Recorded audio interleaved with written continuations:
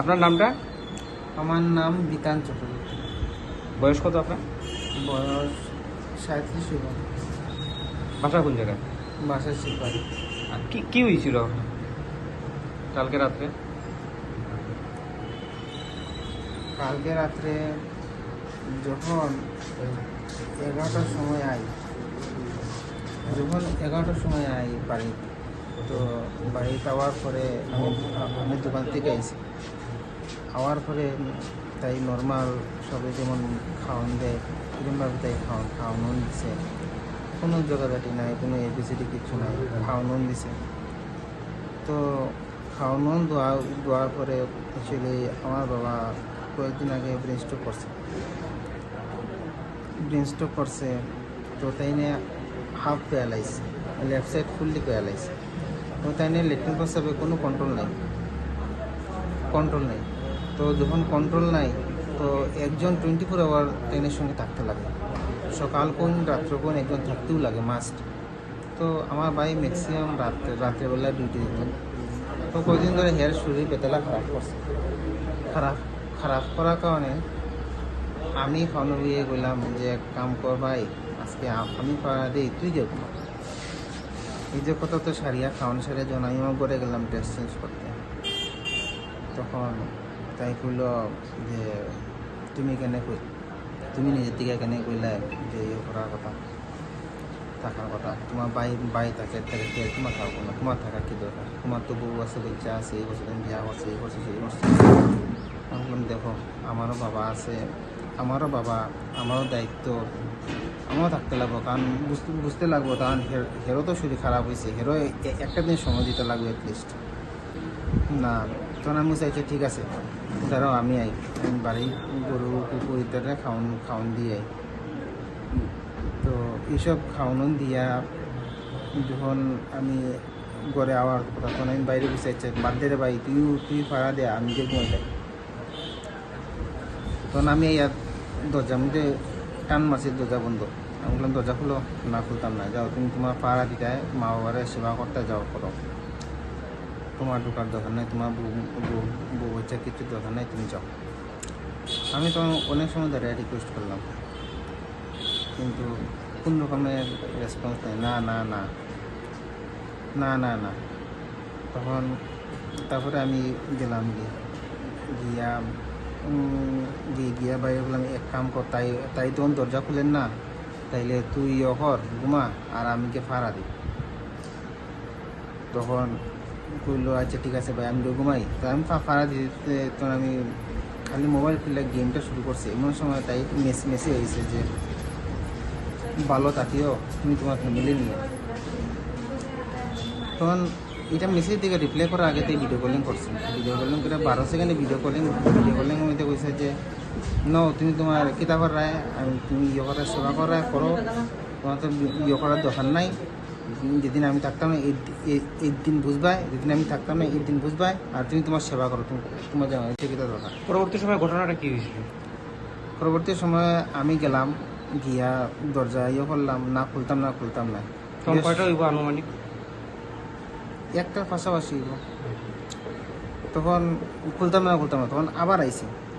আবার মনে করলাম না, তখন গিয়ে যেমনি তেমনি মানাইলি। তারপরে আবার গেছি, গিয়া যখন কইতাছি তখন আর কোনো রকম সাহসব্দ নেই।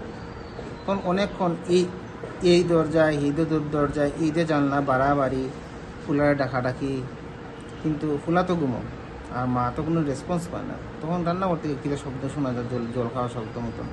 তখন মনে জল খাওয়া আছে, রেসপন্স দিব, কিন্তু কোন রকমের রেসপন্স নেই। তখন সন্দেহ হয়েছে। তখন আমরা বিছনার সঙ্গে একটা জানলা আছে, মোটামুটি ভাঙ্গা আসতো, তো সেটা টানিয়া বাকিটা ভাঙ্গিয়া মানে ঢুকছে। ঢুকে ঢুকতাম পারছি না, অর্ধেক ঢুকিয়েও ফুলারে ধাক্কা মারছে, কারণ বিছনার সঙ্গে তুইও ফুলারে ধাক্কা মারছে, ফুলা উঠছে। আমি বলি তোরা অত সময় ডাকিয়া তোর মা কই? তো আমি কিছু কইতাম পাই না, তুই দেখ তোর মা কই। তো বাবা তুমি ভিতরে ঢুকো আগে। তাহলে ঢুকলাম ভিতরে ঢুকিয়া ভিতরে কয়েকটা রুম আছে, বাকি রুম চেক করে আইলাম, নাই। তাই রান্নাঘর অন্ধকার রান্নাঘর গিয়ে দেখি তাই ডিমের সঙ্গে ফাঁসি লেখাই গেছে। তারপরে তখন তো মাথা কাজ করছে না, তখন হাত দিয়া পারে উঠাই রাখছি। যে গলা যাতে চাপ না পড়ে, খুললাম কাকা ডাকে, আর কোনো বলতে চিৎকার দিছে, কিন্তু পাড়ার মানুষও হয়তো বা শুনিয়া কেউ আগাইছে না, অনবরত চিৎকার, ও তো গায়ে গায়ে ফাটানি চিৎকার, আর পাশাপাশি কর, তারা না করতে পারতো না যে তারা শুনছে না, কিন্তু কেউ আগাইছে না।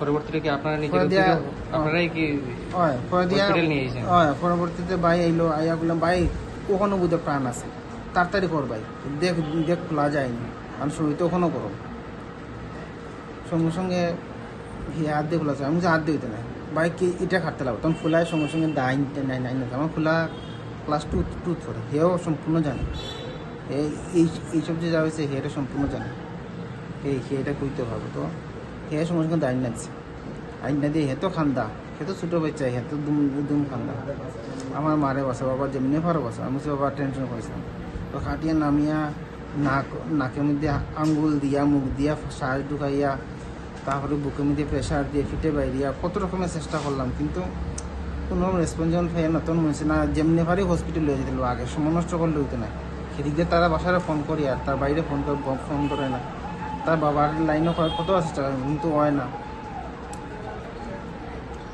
আর তারপরে কোন রকম একটা ফাড়ার মধ্যে একটা টুকটুক আছে, তারা বাসাত গেছি, টুকটুক তারা বাসাত বাড়া থাকে, তো বাড়া থাকে মালিকরে কইলাম আগে এই ঘটনা হয়েছে, তাড়াতাড়ি টুকটুক আল্লাহ ডাক দিন, তারা গেট খুললো, গেটে তালা খুললো, তারা আইলো, তারা ডেকে আনলাম, আনিয়া খুললাম, দুনু ভাই কোন রকমে টানিয়ে উঠাইতাম পারি না, কারণ শরীর তো ছাই দিছে, কোনো উঠাই স্লিপ খাই আবার উল্টাইয়া পড়ছে।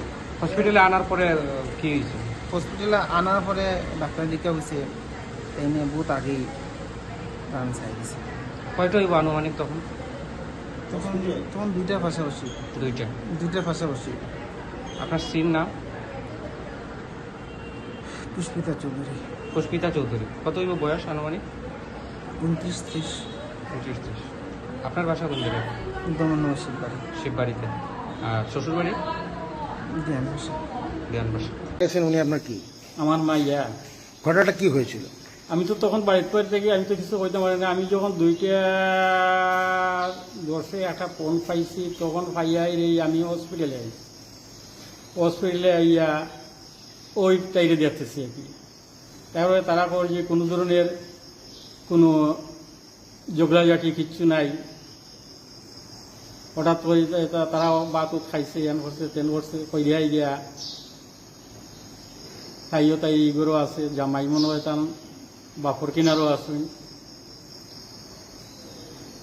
রাত্রে পিতা হইল 1টার সময়, যে তারা বাতিজা আমার যে নাতি ডাকতেছে কাকা কাকা কই দিয়া, তখন ও তারা গিয়া দেখে তাই ফাঁস লাগিয়া মরি গেছে। ফাঁস লাগিয়া মরি গেছে। তাদের কোনো নাই, তারা তখন তাদের মাঝে কোনো জোড়া, আগে অনেক কিছু হয়েছে, অনেক বাজে কিছু হয়েছে এই তাইরে নিয়ে। এমন কি আছে, জামাই বিয়ার পরে তাইরে সাইডে গেল সিকিমে এই একটা ফার্মা আপনার এই মেডিসিন কোম্পানিতে চাকরি করতো। থাকতো এক জায়গাতে, তাই থাকতো এক জায়গাতে, তাইরে এমন একটা পরিবেশে বাড়াই আমি গিয়া দেখি আমার শিক্ষিত মাইয়া একটা হাফ প্যান্ট কিনে গাছে গায়ের মাঝে একটা জীর্ণ বস্ত্র, আমি এখানে ওই তাইরে নিয়ে বাড়িতে আসি। বাড়িতে আওয়ার পরে তাই কিছুদিন আমার বাড়িতে আসিল। এর বাদে জামাইও এখান থেকে আইসে, তাইরে নেওয়া হয়েছে। এর বাদে আপনি মাঝখানেও একবার কাগজপত্র ইয়ে কইরা ওই তারাও হইতাম পারতাম না। এটা আমি তো ডাইরেক্ট দেখছি না, শিববাড়ি আসতে এন্টার এলাকার মাঝে কোনো ইয়ে নাই। ওই যে তারপরে সিসি ক্যামেরা কল অফ ছিল, আর রাস্তায় রাস্তায় রাস্তায় এটা কাগজের মাঝে অপপ্রচার চালাইয়া যে কাগজ তারা করছে নি, আমিও কইলাম না এই কথা। আমি যাতে প্রকাশ্য তো আর কেউ পাইছি না। এখন আপনার কি মনে হইতেছে, আপনার যে মেয়েট মারা গেছে?